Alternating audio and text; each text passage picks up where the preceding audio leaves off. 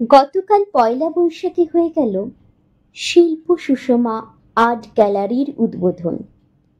উপস্থিত ছিলেন বিশিষ্ট শিক্ষাবিদ শ্রী সুদিন চট্টোপাধ্যায় মহাশয়, প্রখ্যাত নাট্যকর্মী শ্রী প্রবীণ গুহ মহাশয় থেকে শুরু করে চিত্রশিল্পী শ্রী জহর দাশগুপ্ত, ভাস্কর শ্রী দেবব্রত দে, আলোকচিত্রশিল্পী শ্রী সিদ্ধার্থ পাল সমেত সঙ্গীত শিল্পী বৈশালী জোয়াদ্দার এবং অতি জনপ্রিয় চিত্র পরিচালক, চিত্রনাট্য লেখক দেবালয় ভট্টাচার্য। অনুষ্ঠানে ফিতে কাটলেন এই গ্যালারির কর্ণধার শ্রী অমিত পালের মা শ্রীমতী সুষমা পাল।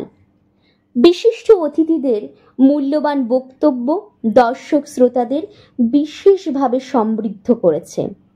মধ্যমগ্রামের বুকে এমন একটি শিল্পচর্চা কেন্দ্রের উদ্বোধন দিয়ে নতুন বছর শুরু করতে পেরে উপস্থিত সকলেই আপ্লুত এবং গর্বিত। এখানে ছবির এক্সিবিশন সমেত একটি উপস্থাপনা মঞ্চ এবং পেইন্টিং ক্রয় করারও সুযোগ রয়েছে।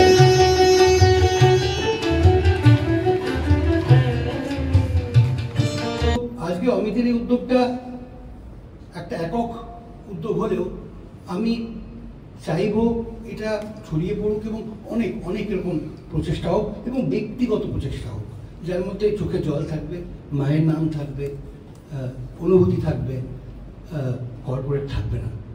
অনেক ধন্যবাদ আমি আমাদের করে দেওয়ার জন্য। আমার খুব ভালো লাগছে। শুধু ছবি বা আর্ট এবং থিয়েটার নয়, আরও নানান ধরনের সম্ভাবনা আছে।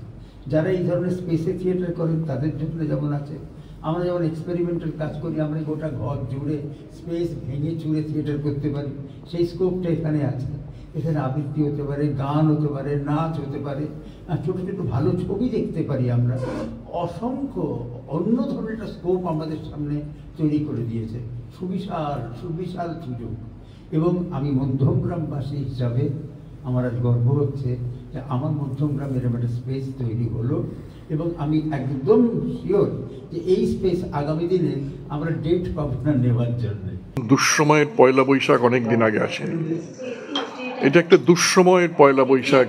এইরকম পয়লা বৈশাখ রবীন্দ্রনাথ দেখেই তো লিখেছিলেন, নববর্ষ এলো আজি দুর্যোগের ঘন অন্ধকারে। আজকে ঠিক সেই অবস্থা। নববর্ষ আজ দুর্যোগের ঘন অন্ধকারে এসেছে। অবিশ্বাস করছে মানুষ মানুষকে। জাতিগত বিদ্বেষ, ধর্মগত বিদ্বেষ, নানা সংকীর্ণতা, অসুয়া, চৌর্যবৃত্তি, চাকরি চুরি, নানা দিক থেকে একটা মনে হচ্ছে যেন আমরা বধির হয়ে গেছি। এইরকম কঠিন কষ্টকর নববর্ষ অনেক দিন আসেনি আমাদের জীবনে। কিন্তু তার মধ্যেও আজকে আমি এই বিকেলের এই অনুষ্ঠানটা এসে একটু মনের দিক থেকে আরাম পেলাম যে এত কষ্টের মধ্যেও উজ্জ্বল সূর্যালোকের জন্য কিছু লোক চেষ্টা করছেন। তাদের মধ্যে আমি সেই স্পর্ধার কথাটাই বলেছি, যে ঘন অন্ধকারের বুকের মধ্যে দাঁড়িয়ে যে সূর্যকে স্পর্শ করার, সূর্যের আলোকে ছোঁয়ার স্পর্ধা দেখায়, চেষ্টা করে, সেই স্পর্ধাকে প্রণতি জানাতে হয়। সেই প্রণতি জানিয়েছি আজকে, সেইটা আমার ভালো লাগছে। এটা নতুন এই দিক থেকে।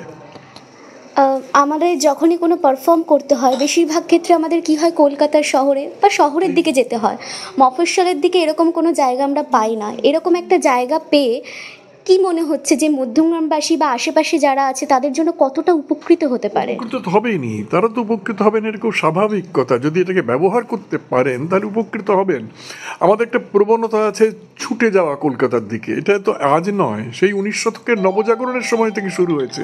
যেন কলকাতাই সব, কলকাতাই বাংলা, কলকাতাই বাঙালি। তা তো নয়।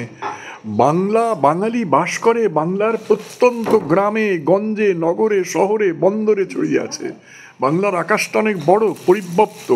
সুতরাং কলকাতা থেকে তাকে ছড়িয়ে দিতে গেলে এরকম গ্রাম বাংলায় বা শহর মফস্বল বাংলায় এই জাতীয় কেন্দ্র গড়ে তোলার প্রাসঙ্গিকতা আছে, আছেই। থ্যাংক ইউ, ধন্যবাদ। তো এরকম একটা আর্ট গ্যালারি যে ভাবনাটা, সেই ভাবনাটা আপনার কোথা থেকে শুরু? ভাবনাটা শুরু বলতে ছোটবেলা থেকে ছবি আঁকতাম, কিন্তু ছবি প্রদর্শনী করবার জায়গা ছিল না। সেই প্রদর্শনী করতে গেলে সেই একাডেমিতে যেতে হতো। তো সেই কারণের জন্য ভেবেছিলাম যে ছবি যদি কারো দেখাতে হয় কী করে দেখাবে। যে নাটক করে সে মঞ্চে নাটক করতে পারে, যে গান করে সে মঞ্চে গাইতে পারে, যে কবিতা লেখে সে একটা বই বার করতে পারবে, কিন্তু ছবি এঁকে তাকে তার বাড়ি বাড়ি গিয়ে নিয়ে দেখাতে পারবে না। তো এক্সিবিশন হল একটা খুব প্রয়োজন, এটা আমি ছোটোবেলা থেকেই মানে একটা চাহিদা ছিল আমার। তো সেই জায়গা থেকেই আপনি ছবি আঁকতেন?